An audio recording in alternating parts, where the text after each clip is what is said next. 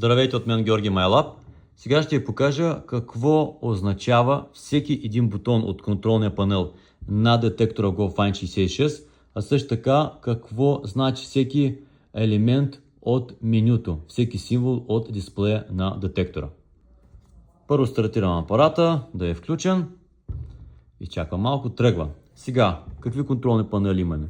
Най-отляво имам бутон за Bluetooth връзка. Този Bluetooth връзка, тя не е да го вържим за Bluetooth слушалки, а за да го свържим към мобилно приложение, което се сваля от Google Play или App Store.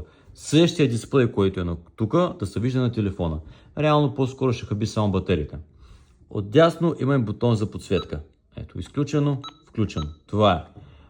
Бутона този е за чувствителност. Колко по-дълбок да бие апарата или по-плитко. Този бутон е за звук. Може изцяло да махнем, по-силно се чува. С този бутон махаме някои от сегментите, т.е. сменяме режимите на работа. Това е режим Pinpoint, за да локализираме точното място на предмета. Освен това, тук вгоре имаме една LED индикация. Тя показва дали метал също е желязо или цвят.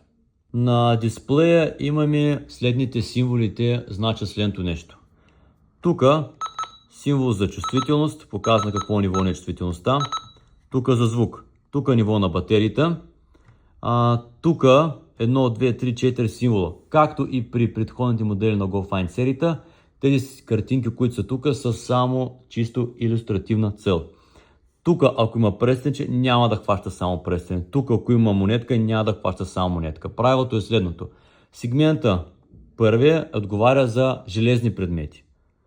Втория, третия, четвъртия сегмент за еди какъв си цветен метал. Колкото е по-вдясно сегмента, толкова е по-проводим предмета, а не че е по-скъп. Натискам бутона за червения, махам желязото. Махам втория, махам третия сегмент. Мой съвет, махайте само желязото.